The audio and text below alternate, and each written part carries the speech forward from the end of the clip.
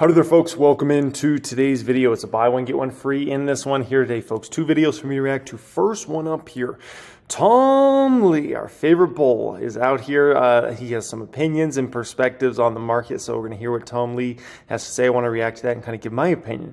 Then I want to go ahead and react to this one. Apple's upcoming iPhone 15 looks like a mini super cycle, says Dan Ives.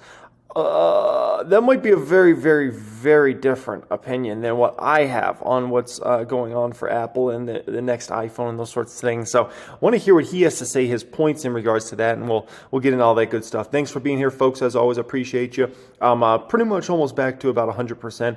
My energy levels are all the way back. The only thing that's a little weird now is my voice is still kind of coming back a little bit. I had a little voice troubles, but other than that, everything's going very well, and I hope it is for you guys as well. I appreciate you all being subscribed, new all-time high subscribers.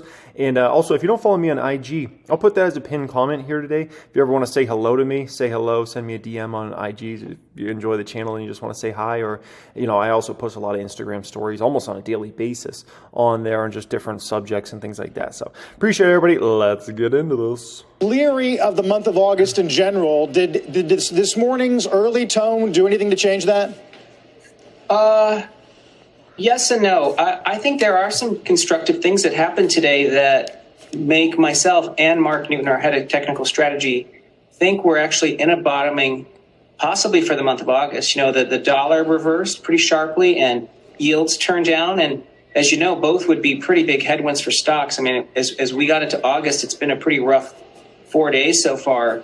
But I think the jobs number was pretty decent. And then I am kind of optimistic that we're going to get a good CPI report next week. So that's kind of a roadmap to seeing stocks do better next week. Yeah, it's funny. Rough 4 days. I mean, I felt like I didn't even feel it. You know what I mean? Like, you know, they're talking about, oh, it's been a tough 4 days. It's been rough out there. It's like, dude, after last year, like a little teeny mini drop like we had the last few trading days, like I don't even feel that stuff. That's like nothing after what happened last year when the NASDAQ went down like 37% peak to trough. That was damage. We've had a lot of chatter today about what CPI is going to bring us. I think you could maybe argue the tone is relatively optimistic given what we think used cars and rent is going to do in the coming weeks. Yes, that's right. And I think, you know, and I heard your interview this morning with Jan. My expectations for CPI, if you want me to put a number on it, okay, here's my estimated guess for CPI. The number is going to be 2.7. That's my guess, okay? Probably be wrong, but just so you know, okay? That's my estimated guess. I've been watching Truflation all month. We'll see. Usually they lag 1 to 2 months, and they've been at like 2.2 to 2.4 almost the entire flip and flapjack in last month. So my guess is we'll probably be like a 2.7, maybe a 2.8, because it just seems like usually whatever Truflation is, it's a little bit less extreme for the government numbers. Used cars and housing are the two of the three biggest contributors to core inflation over the past year.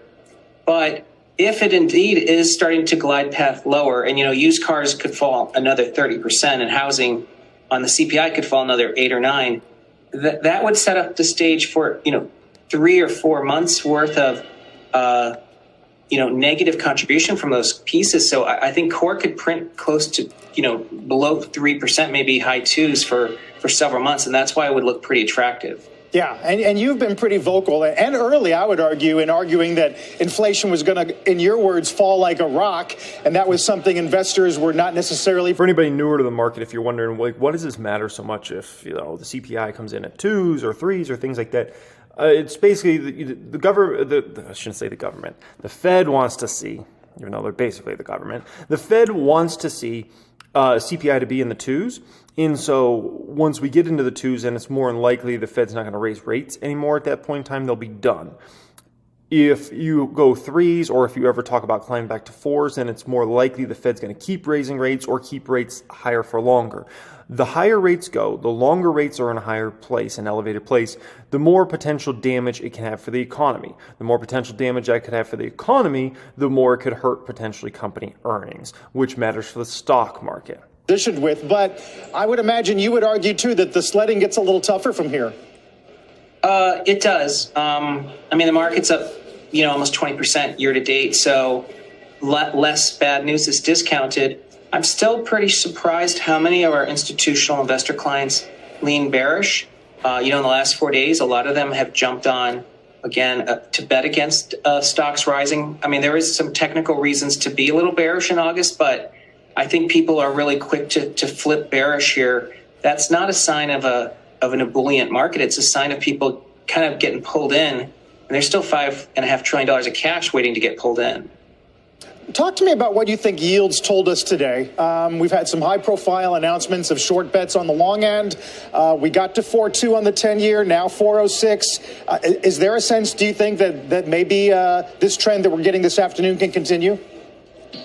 I think that the logical side would take the side of like the Ackmans and what Jamie said, which is that long end rates should be rising because we might have higher inflation plus some risk premia and term premia. But that as much as that's being said, we know that there's a lot of political considerations and the potential for the Fed to cut rates next year, and the fact that rates are so low in the rest of the world that I think that those actually act as anchors to keep rates lower than we think they should be. And Mark Newton, our technical strategist, does think we're actually going to get repelled from here. So if 10-year yields keep falling, I mean, it's actually good for stocks. So what's my perspective on the rest of August? Do I think this is going to be a good month or a bad month? Okay. I believe it really comes down to two things. One of them might shock some people out there. I might say, what? Do you think this is actually important? I do. Okay. The other one should not come as a shock. The first one, that's more of the shocking thing. I think actually Palantir earnings matter way more than a lot of people anticipate for the overall vibe of the market. A stock like Palantir, its market cap's climbed quite significantly over the past year. But ultimately, a stock like that is kind of looked at like, are we taking risk or are we not taking risk, right? So if Palantir moves to the upside in quite a substantial way, it's going to pull a whole host of more speculative related stocks up. And that doesn't mean Palantir is necessarily a speculative stock. It just gets put into more of the speculative side of like growth stocks and, stocks that people are a little unsure of but have been climbing substantially. Stocks up, I think, like 180% this year or something insane, right? So I think that one actually matters huge for the investor psychology of this market for the next several weeks.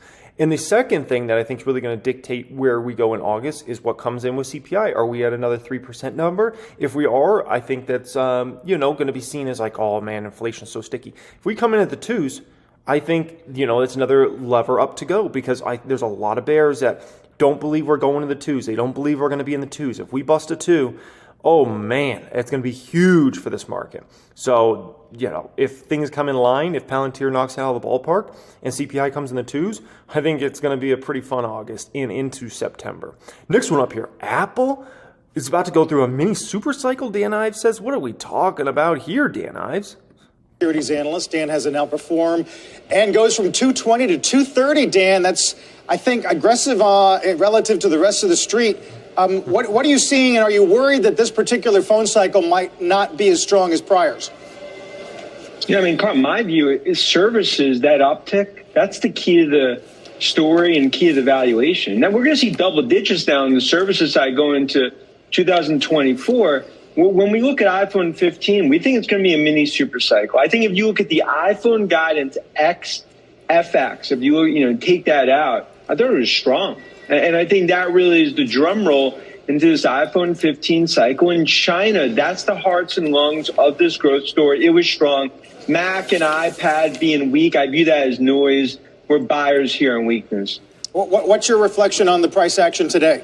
Yeah, so I've looked at the mock-ups of the iPhone 15. They're not hard to find out there on Google McDougal, okay? I can tell you it does not look like the type of phone that's going to have a super cycle around it at all. Usually whenever you get a super cycle around iPhone, it's usually because there's some like major fundamental shift in it that gets everybody so excited, like, I got to go get this new iPhone. This looks so amazing. This does not look like that phone at all. This just looks like another, hey, it's going to be a little faster. The camera's supposed to take a little better pictures than the previous one. Like very, very, from what I've seen, small tweaks, if anything. So when you usually have those, you're not talking about, putting up some type of grand new massive epic numbers, right? And obviously, if we were to ever speak about a situation where the economy was to get worse and unemployment was to climb or something like that, there would just be an extra drag on Apple. And remember this, okay? Look at how CNBC puts this. Apple reports net profits rise, services up 8%, okay? Let's not lie about this. Apple has seen their revenue go down several quarters in a row now at this point in time. Why does that matter? That matters in a significant way because we haven't seen this in years, okay? Services is literally saving like the whole Apple story at this point in time. So with the trajectory things are on here, it doesn't spell like, grand roses for Apple, right? It doesn't spell like, it's the end of the world for them either. But when you got a higher valuation on your stock and when you're putting up revenues that are ultimately down, it's not a good look, man, because then you're just trying to squeeze little drops out of the lemon that you can get. That's a very tough situation. I think it's just what we've seen for the last year. The doubters continue to yell fire in the crowd theater on Apple, talk about valuation, but they're not seeing the bigger picture, in my opinion. It's the services re-rate, which I think is worth 1.4 to 1.5 trillion. The gross margin story, which is just jaw-dropping from Cook and Cupertino. And what I believe is now 25% of the install base has not upgraded their iPhone 4 plus years. That's why I think we sit here a year from now, $3.5 trillion market cap. Yeah. You talked about the recovery in China, Dan. What about some of the softness we've seen in North America? What do you make of that? And is there any read-through to be had across the sector? Yeah, and I think that continues to sort of be a headwind that we've seen not just for Apple, but for smartphone industry. But I think it all comes down to iPhone 15. I mean, that is what I view as a seminal release for Apple that's really going to be a catalyst, especially in the U.S., where you even have 35% that have not upgraded their iPhones in 4+ years. And I think that's why Cook... You guys can Google, if you want, iPhone 15, look at what they have coming out. And you tell me if that's, maybe I'm missing it. If this is going to be something that everybody and their grandma's like, oh my gosh, I got to go line up at the Apple store. I got to put in my order as soon as it's available. There's definitely been those sorts of iPhones that have come out before that are kind of like game changers and some new, like, oh man, I've got to get this. It doesn't seem like it when I look at what iPhone 15 is going to be. So you guys can let me know. Being a bit cautious because of some of the macro, but if you look at what I think the most important things, gross margins, iPhones, services in China, those were all check. And that's why I come out of this actually more bullish than 24 hours ago. All right, I want to shift gears and get your thoughts on Amazon, because I can remember sitting with you on the day that Microsoft and Alphabet reported their earnings, and you were like, these two companies are taking market share from Amazon. Do you still feel that way after the AWS numbers we got last night? I mean, Morgan, that's a flex the muscles for Jassy. I mean, this was really back against the wall. I think there were some share gains that we saw, and I think you saw that with Microsoft and Google. But for Amazon, this is a massive inflection point, that we've seen in the last year. I think execution, extremely impressive, and to some extent, almost a Superman-like quarter, with the red cape. And this is something for the Amazon bulls they're finally getting, as well as also what you're seeing in terms of the sum of the parts that's now starting to play out. Take a step back, big tech earnings, strong. I mean, to me, I think really big tech, despite some of these price action. Yes, other than Apple and AMD. Outside of Apple and AMD, yes, strong. Solidifies our bull thesis that a new tech bull market has begun, despite the haters continuing to hate. Yeah, I mean, I don't know, Dan. I mean, to what degree can you make the case that there are a tremendous number of haters around this group? You know what I mean? It's hard to find it really in the sell-side consensus. There's no short interest in Apple to speak of. Probably shouldn't be based on how it's performed. And it's levitated by 50% on a year-to-date basis. Yeah, I think, Mike, institutionally, many have been bearish on the rally. If you look at tech, I mean, if you go back to earlier this year, I mean, many thought we'd be seeing Apple sub 100, right? That was the call. I think what everyone's sort of, in my opinion, it's really about the AI gold rush. I think this is really going to revolutionize tech. I think you talked about earlier in the show, everyone's looking right now, 2024 numbers, that's the key. And that's where bears, they'll come out of hibernation mode on days like today and say Apple's overvalued. To me, I think this is a stock that ultimately is on that march toward its next stage of growth. I think selling Apple here, selling big tech, would be like leaving the Super Bowl at halftime. That's funny. So I'll tell you in just a moment what big tech stocks, there's only really two big tech stocks that I think still have potential nice upside for the remainder of the year. Okay, and I'll tell you that in just a moment. But just to finish out my thoughts, Dan Ives and I, we can agree a lot. Maybe we agree on Amazon, we agree on Palantir. I definitely don't agree that iPhone 15 is going to be some smashing huge success. In terms of the two big tech stocks I think could potentially have more rally in them this year, I believe Amazon and I believe Meta, and I believe that's going to be because you're going to continue to see their EPS skyrocket on a year-over-year basis to some incredible numbers. I appreciate everybody joining me as always, folks. If you want to say hello to me, say hello on IG. There'll be pinned comment down there, and you can follow me on there. Much love and have a great day.